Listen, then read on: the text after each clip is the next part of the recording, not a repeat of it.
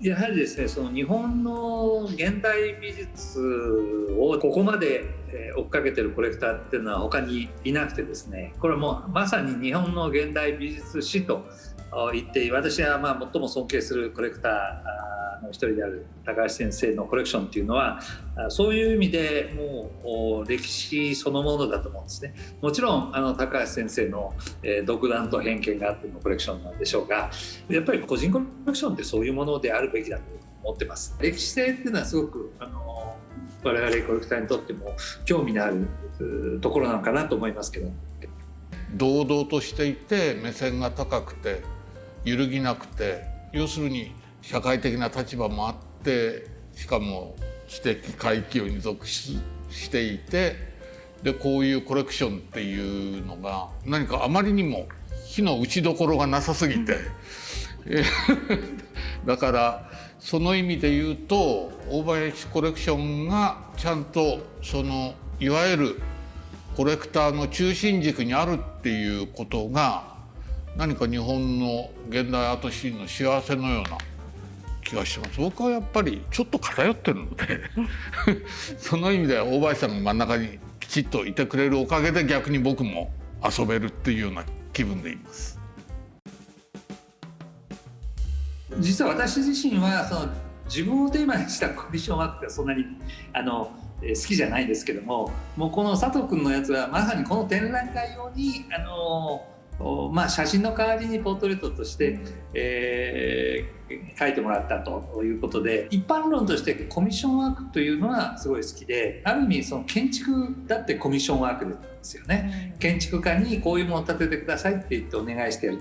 会社の方のその本社のアートワークをコミッションで国内外のアーティストの方にデザインしてもらって制作してもらったと。その時に、ほとんどのアーティストに会うことができて、で皆さん口々に「いや本当に面白い、素晴らしい、いい機会ありがとう」っつって言ってくださって、同時代のそのアーティストは会えるんだっていうのはすごくやっぱり大きかった。コミッションワークっていうこと自体が自分の頭の中に入ってこなかったんですけど、東京美術クラブで割となんて言うんでしょう、保守的なある種の伝統的な展示会場があった時に、野沢さんの作品があった上で、なおかつこの作家は実はコミッションワークしか描かないんですよっていうふうに言われて、それはどういうことですかって聞くと、一人の人の肖像画とその人の持っているヒストリーを必ず抱き合わせで描くことで一つの作品にするんですって。しかもものすごく精緻な作風だったので、その作風がある種のコンセプチュアルな概念の絵画になるっていうプロセスが面白くて、いずれ高橋コレクション展っていうのが用意される時に、じゃあそれをオーダーしておくと面白いんじゃないかなと思って頼んだんですね。本当に僕はもう自分で写真を撮られるのは本当に嫌でしょうがないんですけれどポージングを1日がかりでやった苦い記憶と出来上がりの素晴らしさに、その2つ自分の中で今までなかった体験でちょっと面白かった。基本的にこれからもあまりそういう機会はないと思うんですね。今回ですね、寺田倉庫の皆さん本当に膨大な量の作業をしてくださって、お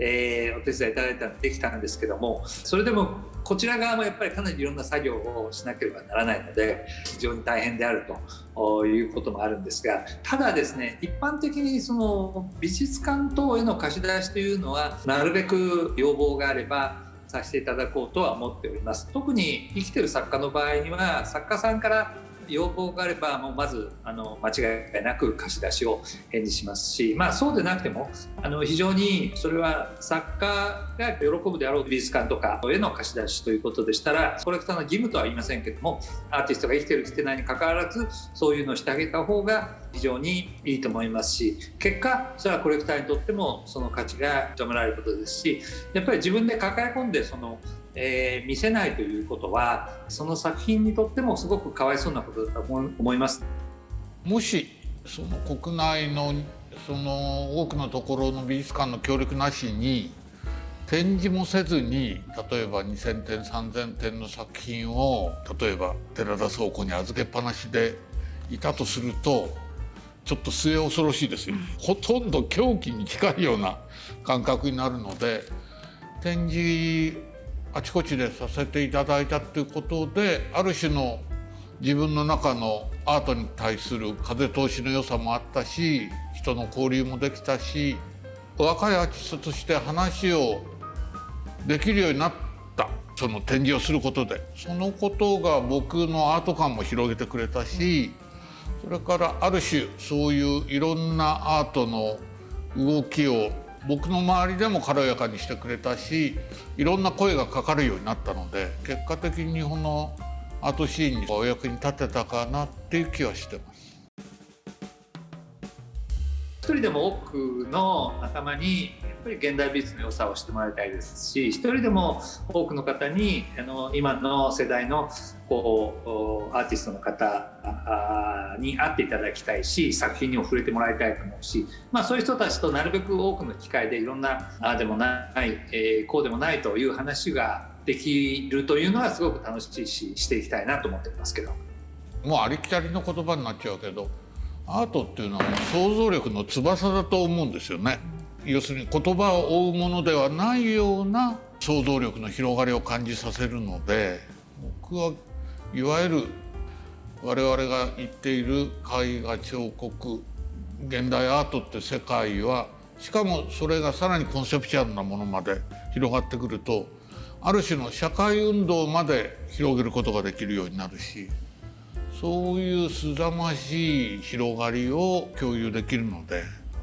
アートというのは本当にすごいもんだなっていう気はしてますけど。だけどその現代美術に限らず、そのビジュアルアートとかっていうのはいろんなその想像力っていうのをものすごいかきたてますよね。そこがなんか面白いところ。特にやっぱり現代美術、あるいは最近コンセプチュアルアートがすごい評価されているところっていうのも、やはり分からないから面白いっていう、裏に隠されたなんでこんなものを描くんだろう、何なんだ、この裏にどういうストーリー隠されてるんだっていうのを、そのこと自体がすごい想像力をかきたてるということが非常に興奮させるところなんだろうなというふうに思いました。自分の人生ってもう本当に有限で、昔からアートは無限だっていうふうに言って、自分のコレクションしている作品も自分がどんなに生きてもせいぜい80、90年だけど、アートは最低でも300年500年生きるという前提で言うと、自分の生きるスパンの中で例えばアートを選ぶっていうよりは、アートの固有の歴史の中でアートを選んでいくっていうふうに考えることの方が多くて、割と日本の近代の戦前の油絵なんかを例えばオークションで落としたりして、そうするともう本当に100年近い歴史があるような作品が、日本のアートシーンの不幸としか言いようがないんですけども、びっくりするような安い値段でいい作品が自分の目の前に現前するわけですけど、自分の人生よりも美術史の中でそういう100年の歴史を持つアート作品の目の前にいる自分っていうような視点が改めての作品を前にして現れるっていう、ある意味ではだから自分の人生を相対化することができるので、それは自分の中でアートを関わった大きな喜びのうちの一つですね。まず美術館にあるものは普通は買えないと。やっぱりコレクターって何でも欲しくなるし、変な話これは買えるのかなっていう目で見ちゃうんですね。で個人が持ってるものがあったら場合によっては買えるかもしれないですけど、美術館が持ってるものは普通買えないですね。個人のコレクションっていうのはその作家のですね、何も絶頂期の一番いい、あるいは一番大きいものを集めればいいということでなくて、何か要するに自分のポリシーに合ったものを多分買えばいいんだろうなと、こういうふうに思ってます。個人のコレクションっていうのはその人の個性が出た方がきっっと面白いし、そういう目でやっぱりコレクションっていうのを考えた方がいいので、まあ、ギャラリーなんかに行ってもなんかこう頭のどっかにそういうことを置いといたらいいんじゃないかなと思いますけど。生きるよすがというとちょっとあまりにも上品ですけど、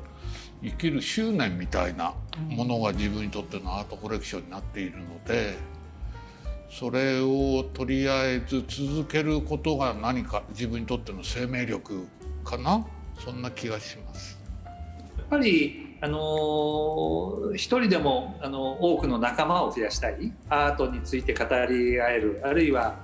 現代美術が好きな、そしてまあ、コレクションもしてやろうっていう、まあ、そういう人たち、特にこの若い人たちにぜひ現代美術の良さを分かってもらいたいというふうに思います。